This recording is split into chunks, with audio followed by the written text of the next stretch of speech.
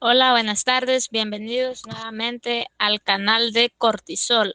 Hoy estaremos hablando sobre lo que son las diferencias entre el DSM-4, TR y el DSM-5. Para poder comenzar a hablar sobre estas diferencias, primeramente tenemos que saber qué es el DSM. Y el DSM es el Manual y Estadístico de los Trastornos Mentales de la APA. Es una clasificación de trastornos mentales con criterios asociados que se diseñó para facilitar un diagnóstico más fiable de estos trastornos. Entre los usos que tiene el DSM es que pretende seguir de guía práctica, funcional y flexible para organizar la información que pueda ayudar en el diagnóstico preciso y el tratamiento de los trastornos mentales.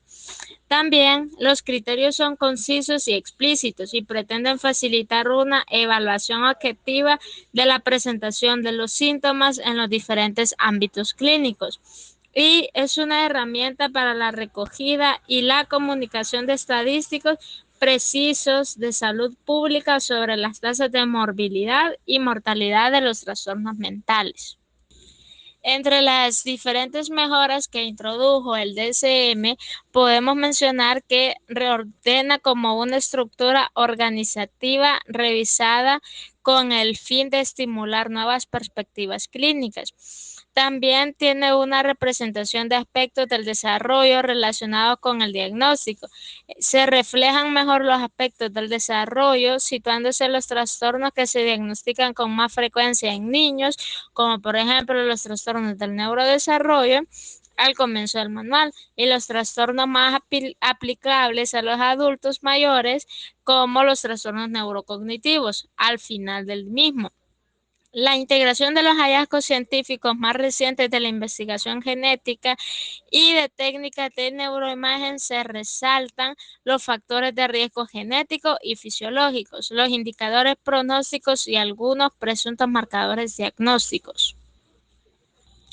Entre otras de las mejoras que introduce es que da una consolidación del trastorno autista, del trastorno de Asperger y del trastorno general del desarrollo dentro del espectro autista. Los síntomas representan un único continuo de alteraciones de leves a graves en los dos dominios de comunicación social y de conductas o intereses. Se realizó este cambio para mejorar la sensibilidad y especificidad de los criterios diagnósticos del trastorno del espectro autista y para identificar dianas terapéuticas más específicas. También se da una clasificación perfeccionada de los trastornos bipolares y depresivos. Se han incluido todos los componentes en los criterios respectivos de cada trastorno, el cual facilitará el diagnóstico y tratamiento de estos importantes cuadros. De igual manera, las notas explicativas para diferenciar el duelo del trastorno depresivo mayor constituyen una guía más completa que la anterior. Otras es que la reestructuración de los trastornos por consumo de sustancias por motivos de coherencia y claridad, las categorías de abuso de sustancias y dependencia de sustancias se han eliminado y se han sustituido por una categoría global nueva de trastornos por consumo de sustancias. Mejora la especificidad de los trastornos neurocognitivos mayor y leve.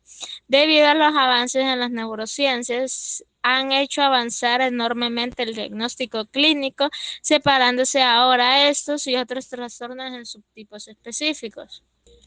El DSM-4-TR, para hacer un diagnóstico preciso, se utilizaba, estaba dividido en lo que son 5 ejes.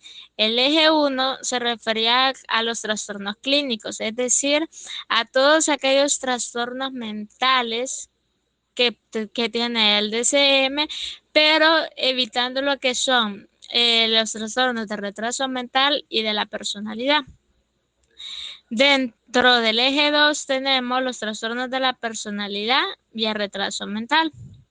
Dentro del eje 3 tenemos las enfermedades médicas generales. En este eje se codifican problemas físicos relevantes que puedan afectar al individuo en su diagnóstico. Por ejemplo, un estrés muy grave, una diabetes, un problema a nivel endocrino, entre otros. Y en el cuarto eje tenemos los problemas psicosociales y ambientales.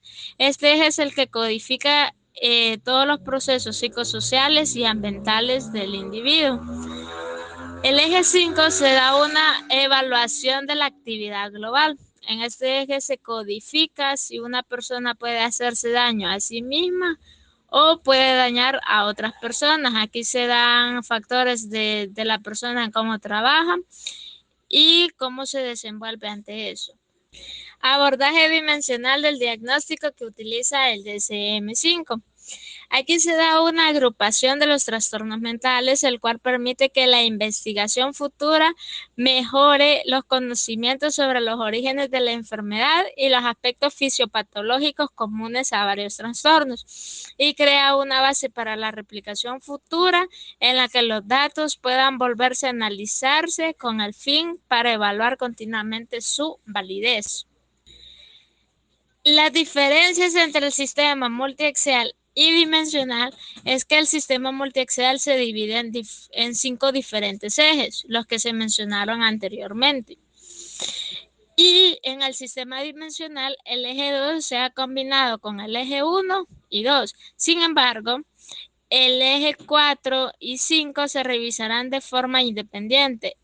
El 4 en el CIE y el 5 en el GUDAS, siendo el GUDAS la escala basada en el Sistema Internacional de Evaluación de las Capacidades. Según el DSM-5, un trastorno mental es un síndrome caracterizado por una alteración clínicamente significativa del estado cognitivo, la regulación emocional o el comportamiento del individuo que refleja una disfunción de los procesos psicológicos, biológicos o del desarrollo que subyacen en su función mental. Entre los criterios y códigos diagnósticos que contiene el DSM-5 podemos mencionar los siguientes: los trastornos del neurodesarrollo, el espectro de la esquizofrenia y otros trastornos psicóticos, trastorno bipolar y trastornos relacionados, trastornos depresivos, trastornos de ansiedad, trastorno obsesivo compulsivo y trastornos relacionados con trauma y factores de estrés, trastornos disociativos, trastornos de síntomas somáticos y trastornos relacionados, trastornos de la conducta alimentaria y de la ingesta de alimentos. También podemos encontrar los trastornos de la excreción, trastornos del sueño-vigilia, disfunciones sexuales, disforia de género, trastornos disruptivos del control de los impulsos y de la conducta, trastornos relacionados con sustancias y trastornos adictivos, trastornos neurocognitivos, trastornos de la personalidad, trastornos parafílicos, trastornos mentales inducidos por medicamentos y otros efectos adversos de los medicamentos, otros problemas que pueden ser objeto de atención clínica.